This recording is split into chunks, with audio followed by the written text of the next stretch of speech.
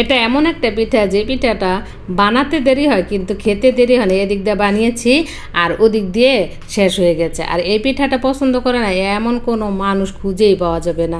ছোট থেকে বড় খুব সবাই মজা করে খায়। আর এটা হলো তাল দিয়ে পাটিসাপটা পিঠা বানিয়েছে। আর এই পিঠাটা বানানোর জন্য ভিতরে যে খিরসাটা এটা বানানোর জন্য আমি 1 কেজি দুধটাকে আমি জাল করতে করতে একদম হাফ কেজি করে নিয়েছি। দুধ যত বেশি গাঢ় করবেন আর দুধের মধ্যে যত রকমের দুধ আছে দিয়ে নেবেন তাহলে কিন্তু টেস্ট আরও বেশি হয়। এখন এর মধ্যে আমি ডানুর যেই গুঁড়া দুধটা আছে এটা দিয়ে দিব। আর কনডেন্স মিল্ক দিলে কিন্তু আরও বেশি টেস্ট হবে। এখন আমি গুঁড়া দুধ দিয়ে দিব, দিয়ে এর মধ্যে কিন্তু এটা জমাট বাঁধানোর জন্য আমি দিয়ে দেব আতপ চাউলের যে গুঁড়াটা আছে সেটা আমি 2 কাপ পরিমাণে দিব। আর এখানে চিনিটা যার যার উপর নির্ভর করে, তবে ভিতরে যে খিরসাটা আছে এর মধ্যে কিন্তু চিনির পরিমাণটা একটু বেশি দিবেন, তাহলে কিন্তু পিঠাটা খেতে খুব ভালো হয়। আর বাইরে যে পিঠার যে ব্যাটারটা বানাবেন সেটার মধ্যে কিন্তু চিনির পরিমাণ কম দেবেন, তাহলে দুটা মিলে পিঠাটা খেতে এত মজা হয়। এখন আমি দুধ, চিনি আর এর মধ্যে যে মেজারমেন্ট কাপ আছে এই কাপের আমি 2 কাপ পরিমাণে দিয়ে দিব আতপ চাউলের গুঁড়া। এখন আতপ চাউলের গুঁড়া, দুধ সব কিছু একসাথে ভালো করে মিশিয়ে নিব। আমি কিন্তু এখনও চুলার মধ্যে এই দুধটাকে বসাই না, কারণ যদি গরম দুধটা থাকতো তাহলে আমি যদি এই আতপ চালের গুঁড়া আর গুঁড়া দুধ দিতাম তাহলে কিন্তু সুন্দর হয়ে মিক্সড হতো না। এর জন্য আমি চুলাটাকে পরে ধরিয়ে দেব। এখন সব কিছু মেশানো হয়ে গেছে। যখন মেশানো হয়ে গেছে তখন আমি চুলার মধ্যে দিয়ে এরকম করে নাড়তে নাড়তে একদম শুকিয়ে ফেলবো। আমার একটুখানি দেরি হয়েছে, এই জন্য দেখেন মাঝখানে কেমন করে ছোট ছোট করে গুটির মতো হয়েছে। এটা যদি একদম কাছে থেকে তারপরে অনবরত নাড়তে হবে, তাহলে কিন্তু এইখানকার খিসাটা খুব মজা হয়।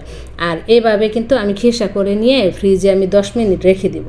আর ওদিক দিয়ে ডোটা বানানোর জন্য আমি প্রথমে এখানে যেই নর্মাল পানিটা আছে এর মধ্যে আমি এটা হচ্ছে আতপ চালের গুঁড়া দিয়ে আমি একটা সুন্দর একটা বালি করে নিব।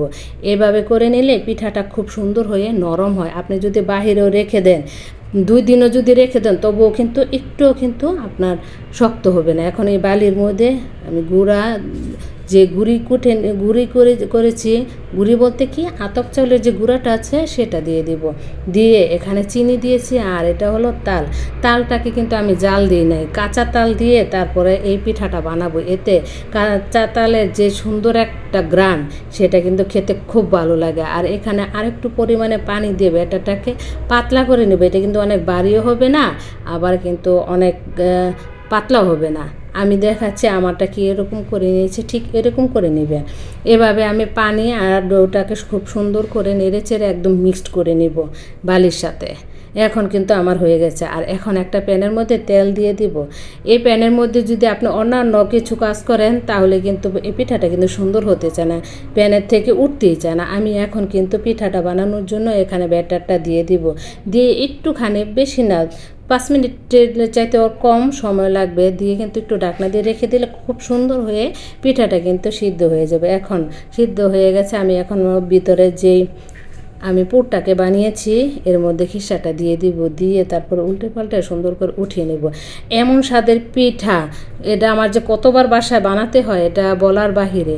আমি কয়েকদিন পর পরে এই পিঠাটাকে বানাই। এই পিঠাটা আমার ফ্যামিলি সবাই পছন্দ করে এবং আমি নিজেও পছন্দ করি। ভালো লাগলে লাইক, কমেন্ট আর শেয়ার করে দিবেন। আজকে চলে যাব পিঠা বানাতে বানাতে, আবার আসবো নতুন কোনো একটা ইউনিক রেসিপি নিয়ে।